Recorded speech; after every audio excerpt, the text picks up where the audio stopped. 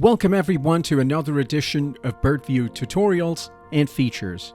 In today's edition, we will be focusing our attention on Birdview's time logs locking functionality, empowering administrators to secure time entries for both closed as well as past activities. To enable the time locking functionality, navigate to your company settings, select Advanced Settings. Then within the time tracking policy section, you can manage the behavior of time logs according to your preferences. It's important to note that account administrators with the Manage System Settings permission will bypass time logs locking by default. The first toggle, labeled Prevent the Addition or Editing of Time Entries by More Than, offers options ranging from 1 to 30 days in the past. This feature enables you to restrict users from logging time for past activities.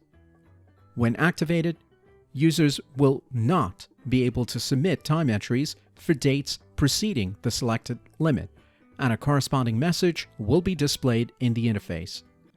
Now, it's important to note that the days are accounted for as calendar days, excluding the current date. The following option, allow the addition or editing of time entries for closed activities, restricts users from logging time for activities that have already been closed.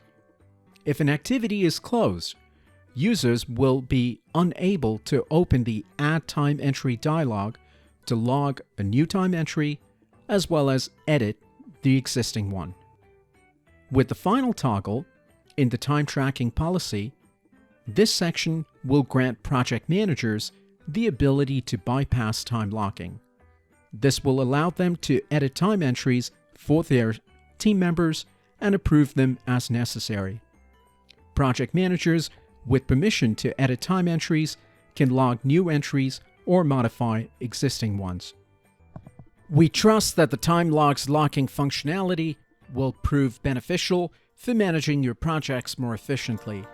Do continue to share your suggestions and feedback to success@birdviewpsa.com.